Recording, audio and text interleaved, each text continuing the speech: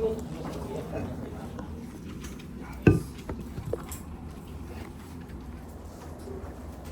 Esto se ve bastante complicado, pero no es algo que se haga de forma tan rutinaria, porque generalmente describimos las lesiones cuando las hay. No siempre hay esas lesiones. La mayoría de las veces no se van a encontrar lesiones. Entonces, más que todo es memorizar toda esta información para el momento que necesiten. ¿Cuál es el problema? El problema es de que como no es tan necesario, dejamos de hacer. Si dejamos de hacer, ¿qué va a pasar? Nos vamos a olvidar. Se van a olvidar. Porque lo que no se practica se olvida. Eso hace que en el contexto mencionen alguna diapositiva de que deberían tener su atlas anticoncepción. Porque no es tan sencillo. Ya les han preguntado sobre alguna consulta médica. ¿Qué es lo primero que le preguntan a su familiar cuando saben que están estudiando médico? ¿Qué es este grano? ¿Qué es esta mancha que tengo aquí? Lo primero que uno esperaría que me pregunten. Lo primero que preguntan es este grano de esta mancha. Cosas que no vemos tan frecuentemente ni siquiera en la universidad. Pero es lo que más nos van a preguntar, así que hay que darle un poco de atención a lo que explico. Y encima es un órgano bastante grande, porque abarca toda la superficie corporal y las mucosas.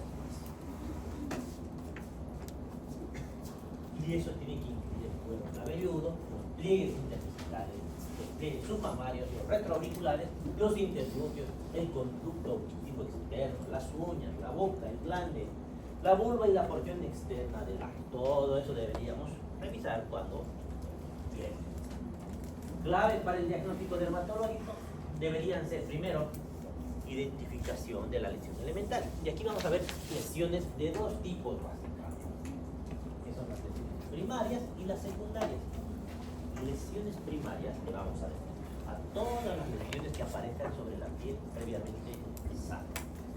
Y lesiones secundarias, vamos a decir, a las lesiones que generalmente aparecen después de una lesión primaria o se convierten en esa lesión, o la lesión primaria ha hecho que aparezca esa otra, o que haya alguna otra patología sistémica que ha provocado que aparezca esa lesión. Tenemos esas posibilidades. Y como son tantas lesiones que tenemos que ver, es la mejor forma de clasificar: primarias, secundarias. Ahí luego les dice las mixtas. Y las primarias se van a ir subclasificando igual que las secundarias. Cada vez se van subclasificando más y más y más. Hay que ver las características individuales de la lesión, porque no siempre tenemos solo un tipo de lesión, a veces hay varios tipos de lesiones. Vamos describiendo cada lesión por separado. Y de toda la erupción, anotando sus observaciones. Cuando hablamos de la erupción, ¿a qué nos referimos?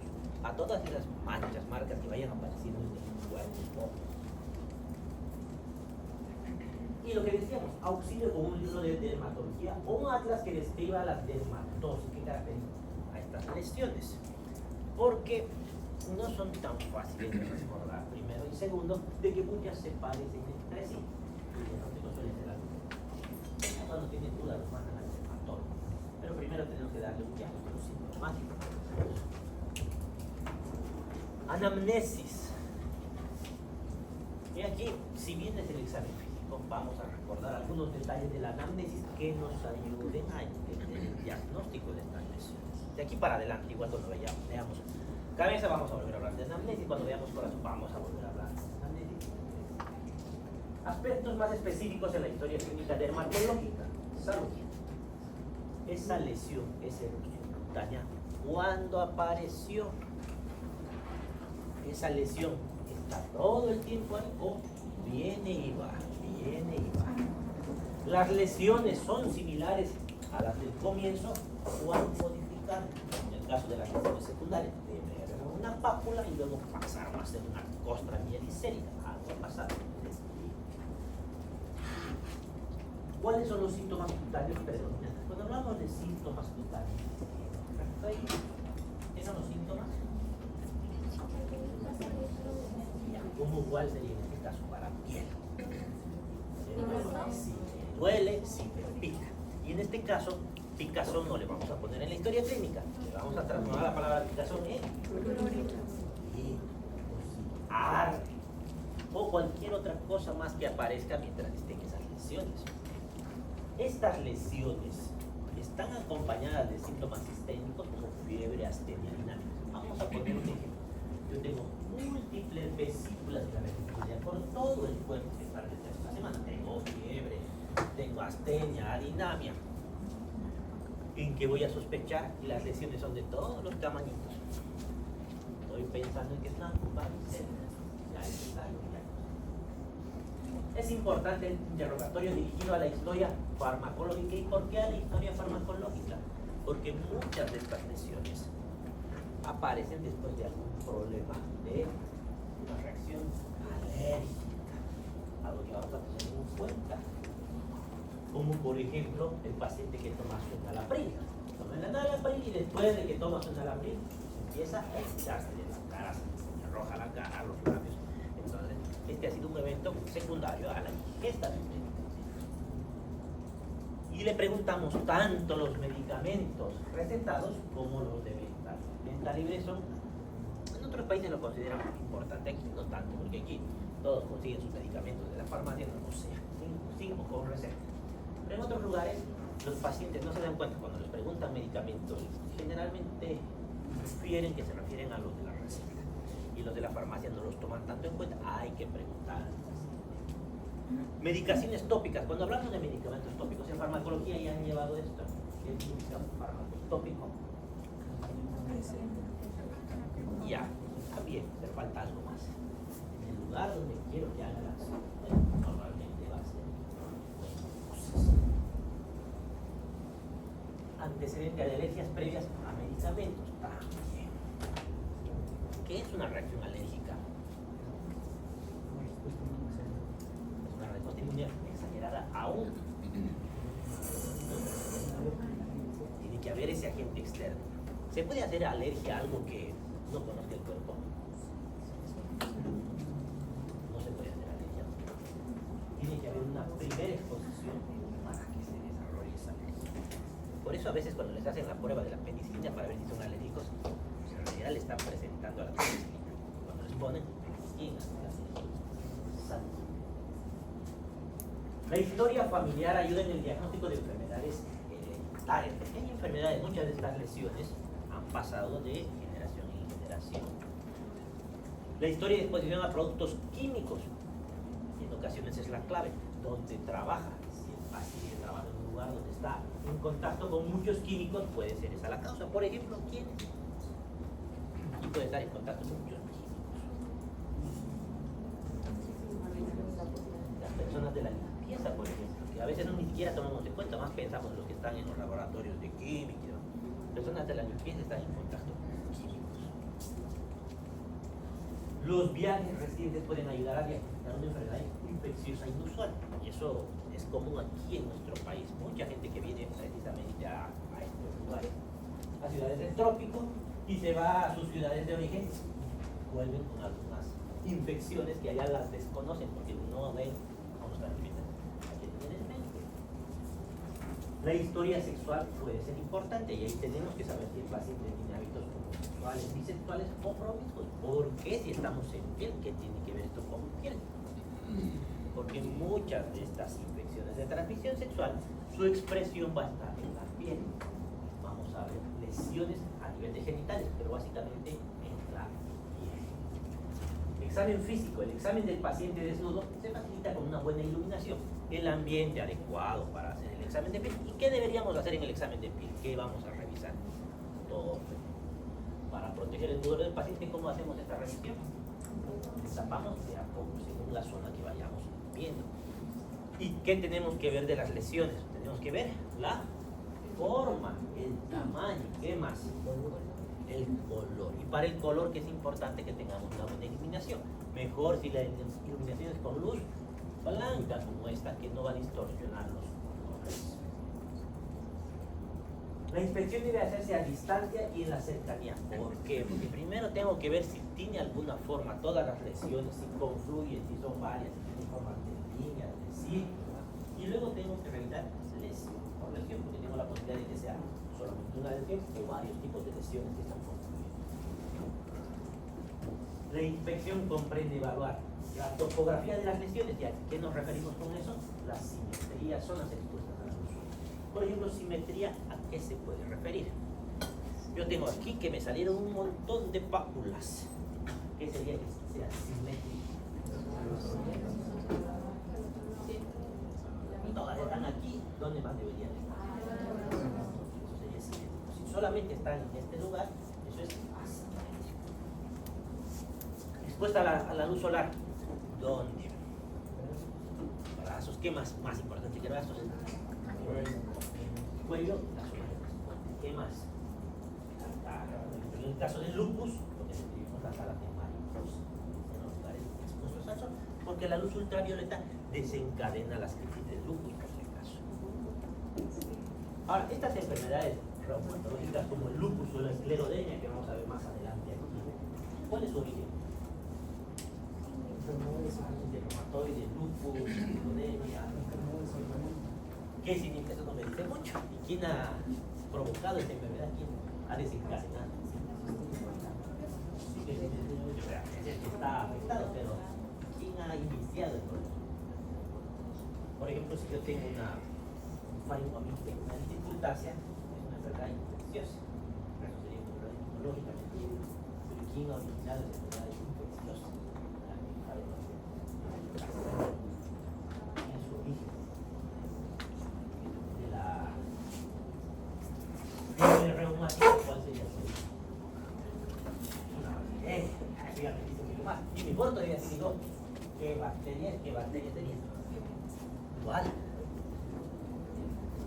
¿Cómo? Ya. Y en el caso de las enfermedades infecciosas, porque cuando me dicen el lupus, que es autoinmune, me están diciendo básicamente nada. ¿Cuál es el origen? ¿Quién ha provocado que tenga lupus ese paciente? No se sabe. Ya, no se sabe. Porque si supiera, podría darle alguna solución. Al menos nos daría la forma de darle solución. ¿Qué pasa con nuestros pacientes? Estos pacientes nacen con predisposición y esa enfermedad. Genéticamente están programados para tener lupus, artritis reumatoide. Pero durante su vida no están enfermos. ¿Qué sucede? ¿Qué hace que se enferme? Que de un momento a otro aparezca el lupus. Es como un interruptor. Yo prendo el botón, pero no tiene botón para apagar. Hay algo que no se sabe. Lo mismo, así como no se sabe cuál es el origen, tampoco se sabe quién desencadena. Se cree que son algunos químicos, se cree, porque el lupus es más común en ciudades que en zonas rurales, pero se cree, no se sabe. Estamos trabajando con cosas que no sabemos. Por ejemplo, aquí, por ejemplo, la luz del sol desencadena las crisis, pero hasta ahora no se sabe qué es lo que realmente ha desencadenado que aparezca esta enfermedad. Distribución. Estas lesiones son localizadas o generalizadas. Por ejemplo, localizada, ¿qué sería? Por ejemplo, el isósceles, por ejemplo, localizado en un trayecto. Generalizado, ¿cuál sería? Como quién, algo fácil, común. La varicela, por ejemplo. Agrupadas. Si están agrupadas las lesiones, ¿cómo están agrupadas? Lineal, confluyente, que están varias en una misma zona, o el petiforme, que sirve en un trayecto como de un nervio, por ejemplo.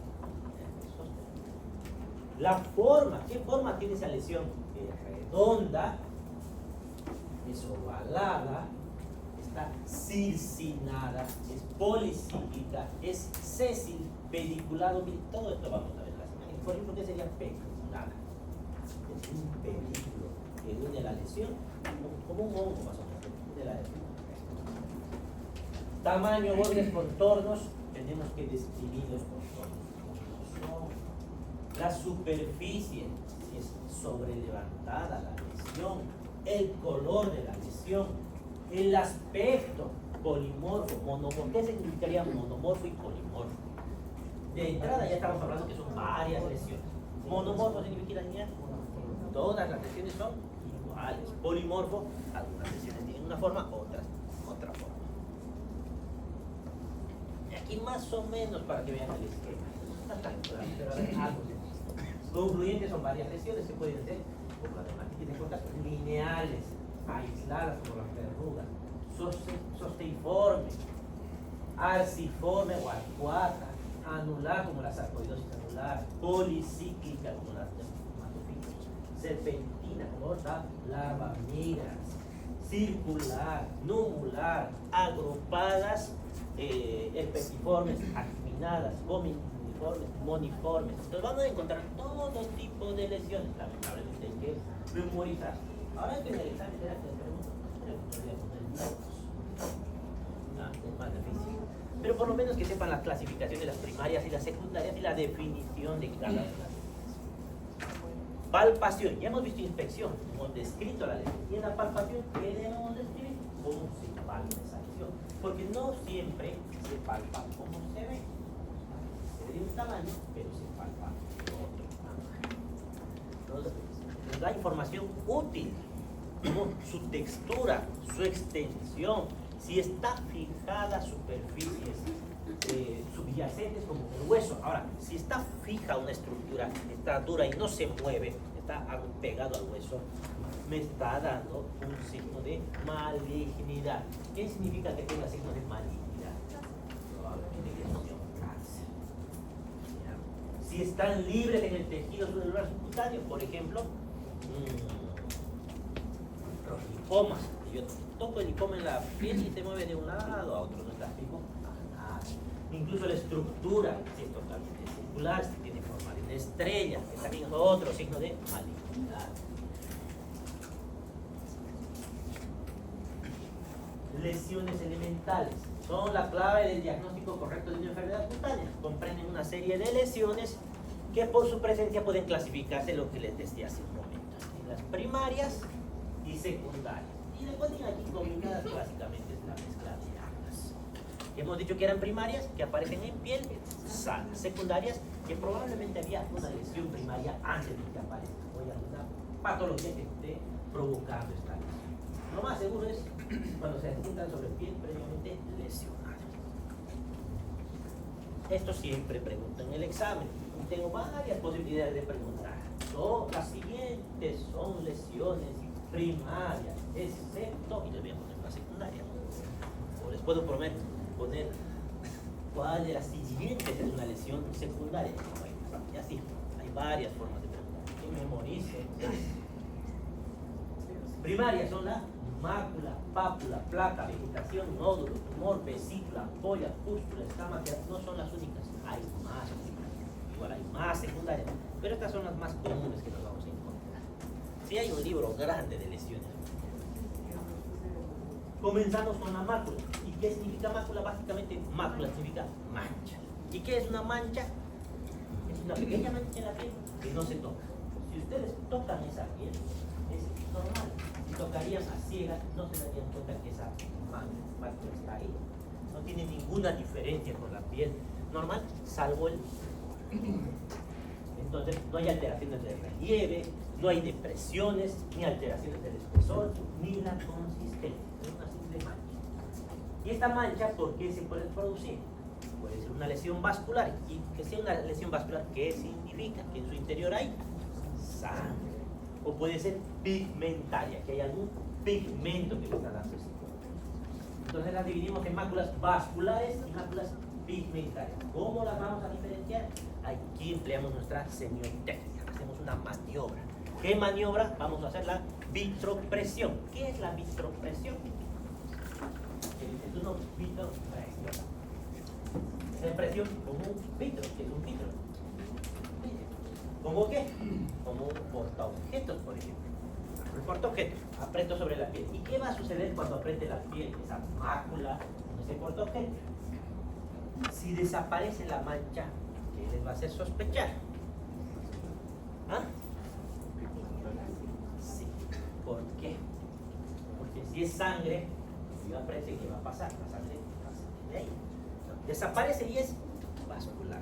No desaparece, sigue la mancha ahí, va a ser pigmentar. Y aquí las clasificamos. Vasculares y pigmentarias. Vasculares, ejemplos, arterial, congestión activa como del eritema solar. ¿Qué ha sucedido? Ese paciente ha estado expuesto a la luz del sol por mucho tiempo o el tiempo suficiente para que su piel reaccione, hay vasodilatación, entonces aparece una mancha rojiza. Eso es vascular. Venosa, congestión pasiva, la perniciosis. Hipoflujo sanguíneo, la isquemia. Y si hay una isquemia, el color va a ser pálido, pero el pálido no tiene color, sí tiene color, palidez. Malformación vascular como las telangiectasias, angiomas o los negros anémicos. ¿Qué es una telangiectasia? Es una lesión bastante frecuente que vamos a describir de varias patologías. Le llaman arañas vasculares. Entonces, ¿cómo son básicamente? Son varias líneas como patitas de una araña muy pequeñitas que suelen aparecer en varias zonas de la piel. Varios de ustedes deben tener, ya han debido ver. Máculas pigmentarias. Aquí estamos hablando de manchas con algún pigmento. Y esos pigmentos en la piel, ¿qué pueden ser? Lo más probable es que sean o melanina, que es la más común, o hemosiderina, finalmente bilirrubina. Si es bilirrubina, ¿de qué color va a ser? Amarillo. Y ahí estamos hablando directamente de ictericia, porque es generalizada. No he visto manchas pigmentarias de bilirrubina localizadas. Hemosiderina, ¿de dónde viene? De la sangre del glóbulo rojo. Entonces, aquí estamos hablando de púrpura, equimosis, petequias. Entonces, ¿qué estamos hablando? Una lesión traumática que un vaso que ha hecho que salga la sangre ahí, se desnaturalice, se destruye el glóbulo rojo y ahí deje su depósito que va cambiando con el tiempo de color y dependiendo del tamaño le vamos a decir petequias, es muy pequeñita, son más grandes equimosis y son más grandes púrpuras. Melanina, que es el más común. La melanina, ¿qué color nos da? Nos da el negro de la piel, el color oscuro de la piel. ¿Para qué está ahí? ¿Para qué sirve? Nos protege de la... Entonces, hay la posibilidad, ¿hay aumento de melanina? ¿Hay disminución de melanina o no hay melanina? Si hay un aumento, es localizado este aumento en el melasma, como en el caso del embarazo, esas manchas del embarazo que le dicen melasma gravídico, eso es por melanina. Generalizado en el Addison. ¿La enfermedad del Addison qué era? ¿La enfermedad de Addison? ¿Dónde está la alteración? A los costados de la próstata. ¿Dónde? En las suprarrenales. El Addison es una insuficiencia suprarrenal. Entonces hay una alteración de la... Está disminuido, localizado en la eczematide acromia. Generalizado el albinismo. No hay melanina. Localizado, generalizado es el vitiligo. Bueno, es más o menos pequeño. No está completo. Cuando el eritema cubre grandes extensiones de la piel, se le denomina exantema. Para entender exantema es un eritema, se ve rojo ahí, gran parte del cuerpo. Exantema es externo. Enantema es interno. Interno que tenemos las mucosas. Si el eritema está en mucosas es enantema. Si está en la piel es exantema. Este exantema tiene dos posibilidades. Toda la piel roja. Puede ser morbiliforme o escarlatiniforme. ¿De qué va a depender? Morbiliforme es que hay zonas sanas dentro de la piel roja. Escarlatiniforme, todo está rojo. Aquí vamos a poner, por ejemplo, este es el morbiliforme. Si se dan cuenta, hay zonas sanas dentro de todo ese exantema. Hay zonas sanas. Otra lesión. La pápula es una lesión sobrelevantada en la piel, es pequeña, de menos de 5 milímetros de diámetro. En otros textos menciona menos de 1 centímetro. Entonces, esta pápula se puede palpar. Es pequeña y superficial, por ejemplo. Su resolución es espontánea, como cuando les pica un mosquito, por ejemplo, en una pápula. Espontáneamente y no deja cicatriz. En general, todas las lesiones que no atraviesan la membrana basal de la piel no van a dejar cicatriz, por ejemplo. La clave es todo lo que atraviesa la membrana basal es más probable que deje cicatriz. Placa, básicamente es una pápula grande. una lesión sobrelevantada, pero que es de más de 1 centímetro de diámetro, con infiltración. Predomina la extensión de la superficie y no la profundidad, no es profunda. Es más, en alguna otra literatura menciona que son múltiples pápulas unidas, confluidas. Vegetación constituye una proliferación de las papilas dérmicas que se proyectan por encima del nivel de la piel. El ejemplo de esto es el condiloma acuminado. ¿Quién es el agente causal del condiloma?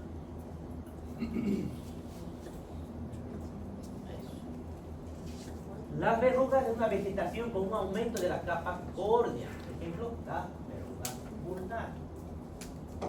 No, ¿qué les voy a preguntar aquí en el examen? Una vegetación, un aumento de la capa córnea es 2 puntos que me van a poner.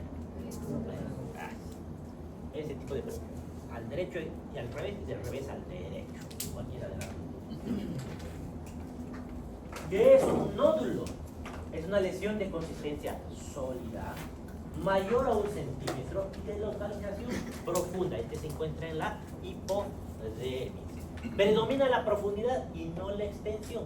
Entonces son más fáciles de palpar que de ver. Ejemplo, el eritema nodoso, que es una enfermedad autoinmune. Ese eritema nodoso se ve la lesión de un tamaño, pero se palpa de un tamaño mucho mayor. Autoinmune. Tubérculo o nódulo superficial. En inconsistencia sólida son circunscritos. Se ubican semiológicamente entre las pápulas y los nódulos. Están localizados en la dermis, no se resuelven de forma espontánea y dejan cicatriz o atrofia secundaria. Ejemplo, el forúnculo o la lepra de gomas. Constituyen una variedad de nódulos que tienen 4 periodos: el periodo de crudeza, reblandecimiento, ulceración, evacuación y reparación cicatrizal. Aquí tenemos como ejemplo la escrofulodermis. ¿Qué es la escrófula? La escrófula es la tuberculosis cutánea. Por eso dice crudeza, reblandecimiento. El bacilo de Koch, ¿qué le produce a los tejidos? Fagocita y deja una lesión gaseosa. Casio. ¿De dónde viene la palabra casio?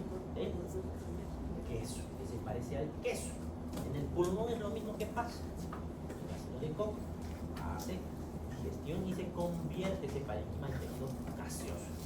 Se comerse el tejido hasta que llega a un bronquio. Llega al bronquio y por ahí sale todo ese tejido y queda el hueco, que es la caverna. Lo mismo va a pasar en la piel. En un tejido gaseoso, entonces lo llamamos escrófula. Tumor es una neoformación no inflamatoria, superficial o profunda, de tamaño variable, de consistencia sólida o de contenido líquido, con tendencia a persistir y a crecer indefinidamente. Ejemplos: el epitelioma vasocelular. Vesícula, que es algo común que vemos, esto es bastante.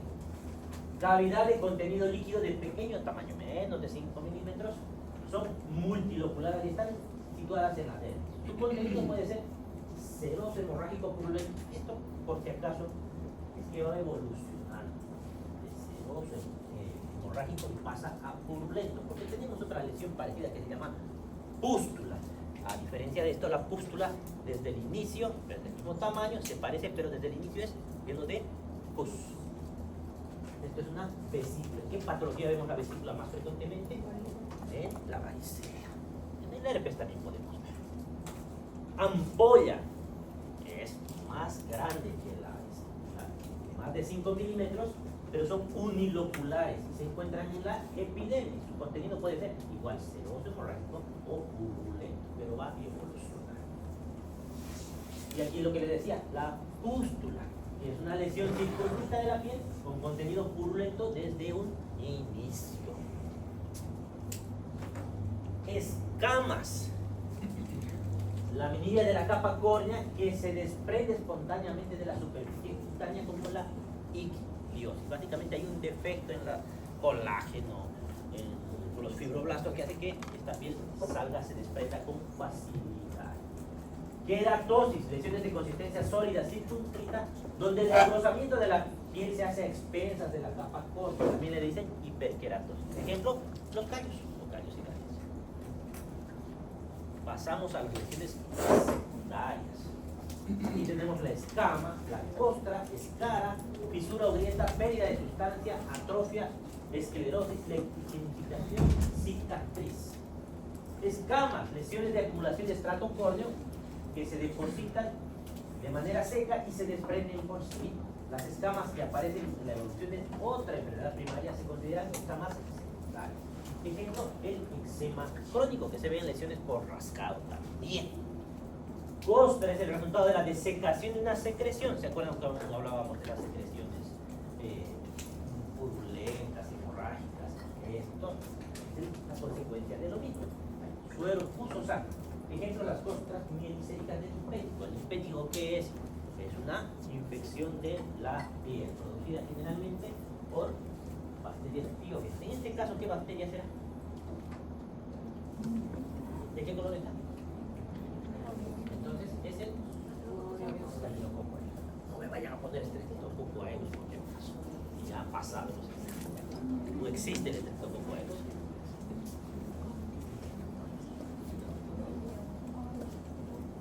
Escara. Es una formación de tejido necrosado delimitado de la piel sana por un surco y tiende a ser eliminado. Aquí lo que vamos a ver frecuentemente son las famosas escaras de cúbito, que al principio eran úlceras, porque han perdido tejido y de úlceras pasaron a escaras. Ya les dije a ustedes sobre las escaras, como es algo que van a ver muy frecuentemente de variantes y no ver algunos, les van a preguntar. Y cuando les pregunten qué es, ¿qué van a responder? ¿Qué es una úlcera de cúbito? ¿Por qué ha aparecido ahí?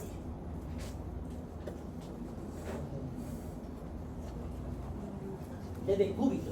¿Qué significa de decúbito? ¿Por qué eso? Porque está hinchado el paciente. ¿Y esto qué parece ser que ha sucedido? Está necrosado. Va a llegar a mí. Está muy bien. ¿Y por qué se llama úlceras de decúbito?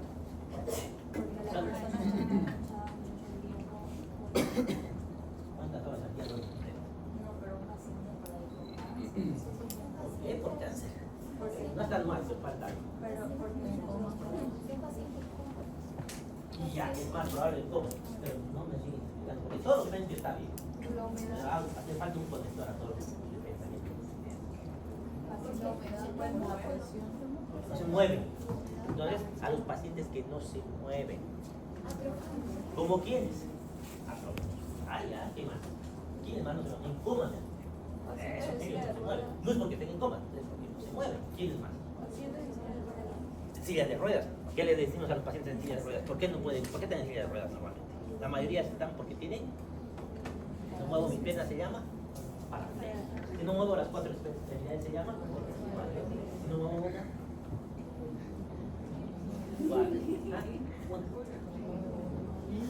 Mono. Si no muevo un lado del cuerpo, hemiplegia. Si muevo pero poquito, me parece. Luego vamos a ver. Ahora, no se considera escara como tal, pero a veces se produce el mismo tipo de lesión. En el espíritu diabético más que todo es microtrauma. Evidentemente el zapato puede estar pegado. Ahora, vamos a volver a nuestra idea de la úlcera de cúbito porque se ve mucho en los hospitales por descuido nuestro. Hasta la solución. Si mi paciente no se puede mover, está internado, nadie está viendo qué va a pasar. Es lo mismo que ustedes pasen la noche, duermen y hacen isquemia. ¿Y por qué no tienen úlceras? Porque eventualmente no Se mueven. Nunca despiertan en la misma posición, ¿no? Algo se va moviendo de todo tipo de movimiento. Porque hay un estímulo en la piel, una molestia que hace que se tengan que mover. Incluso la arruga de la sábana hace que se mueva. ¿Y qué pasa si no se mueven? Les mostré alguna vez esto, ¿no? Si apretan su dedo, con su dedo, a ver, aprieten qué es lo que sucede. Unos 10 segundos aprieten y sueltan y miren qué ha pasado. Cuando sueltan, ¿qué les va a pasar? Ha cambiado de color. ¿Por qué está más pálido? Ahora, ¿y qué pasa si estoy así durante unas 2 o 3 horas? No no va a llegar el flujo. Y cuando no le llega el flujo a un tejido, ¿qué le sucede? Muere, hace necrosis. Y cuando hace necrosis ese tejido, ¿qué le pasa? Se vuelve frágil. ¿Qué solución le daría? Muévase. Le vamos a preguntar. A ver. Puede ser, depende de dónde le sale. ¿Dónde salen las úlceras? ¿Dónde creen que salen? Imagínense el paciente que está echado. ¿En qué parte? Sí, en la zona sacra, ¿dónde más? En los codos, en los talones, en los glúteos, más difícil en los glúteos, pero puede salir. No es tan común, pero puede salir. En las espinas ilíacas posteriores, ¿no? En esas zonas de presión. Ahora no le vamos a mostrar. No, además, hemos dicho qué podemos hacer para que se salga.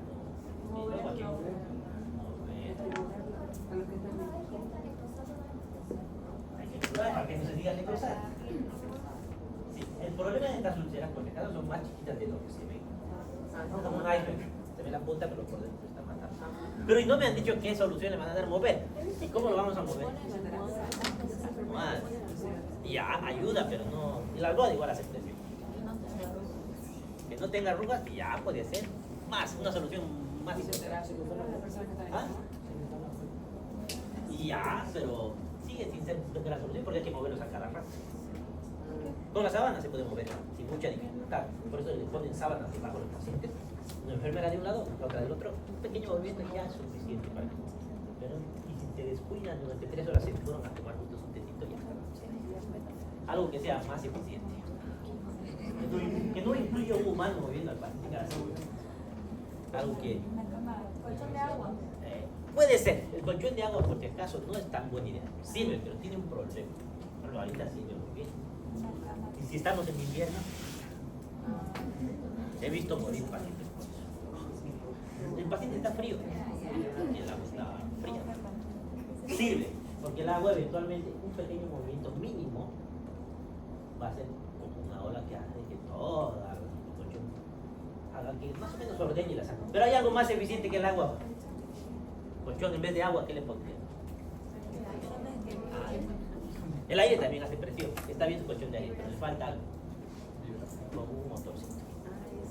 Hay camas de agua especiales con su motor que hace que vibre. No vibra tanto como para.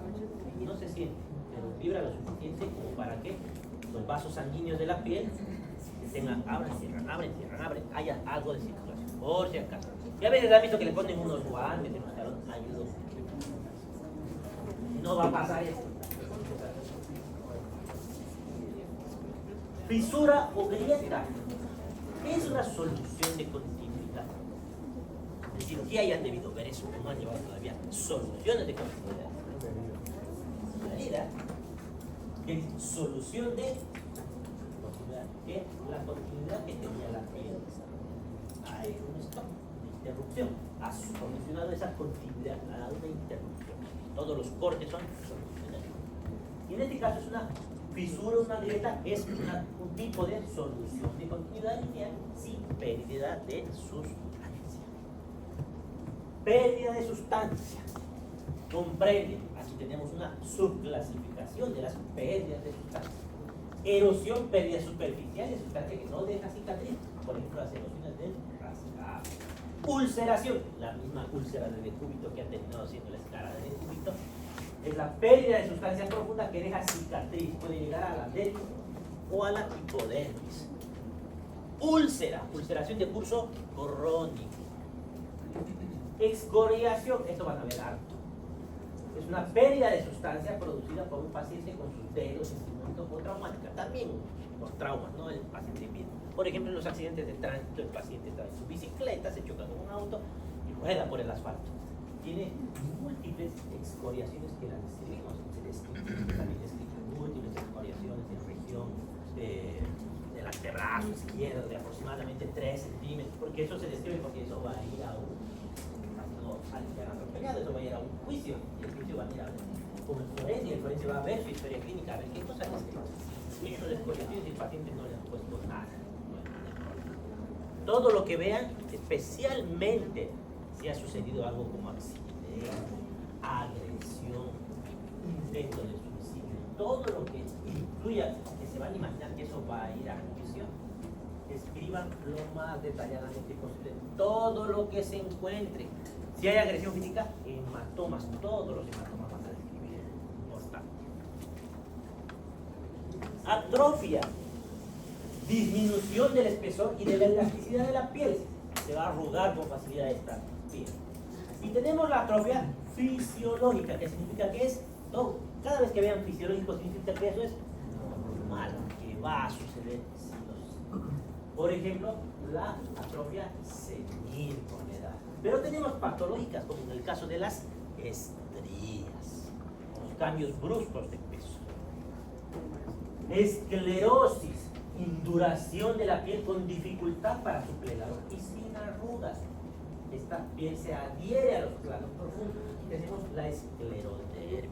Por eso les hablaba hace rato de esclerodermia. La esclerodermia es una enfermedad autoinmune muy parecida a la artrosis, a la psoriasis, al lupus, donde el problema está en el tejido cutáneo. Y aquí, así como se ve, brilla y es como un plástico. Ustedes golpean, suena como plástico. El paciente no puede ni mover los dedos porque la piel está endurecida. Ahora, no solamente afecta ahí, también afecta la vía aérea, hace fibrosis pulmonar, afecta el esófago, hace otro tipo de procesos como esófago de barra. ¿Qué es el esófago de barra? ¿Qué es el esófago? No es todavía cáncer, pero es una lesión precancerosa producida por el es una metaplasia. Uno diría que no hay tanto, pero yo he visto unos 30. Liquenificación, aumento del espesor, pigmentación y cuadriculado normal de la piel. Estas lesiones denotan rascado, pero rascado crónico, como el eczema crónico. Cicatriz, neoformación conjuntiva y epitelial que está reemplazando a una pérdida de sustancia constituido por el inflamatorio destructivo. Miren las cicatrices. Hasta aquí llegamos y esto vamos a dejar para la siguiente clase. Comenzando a hablar de los nervios. ¿Dudas?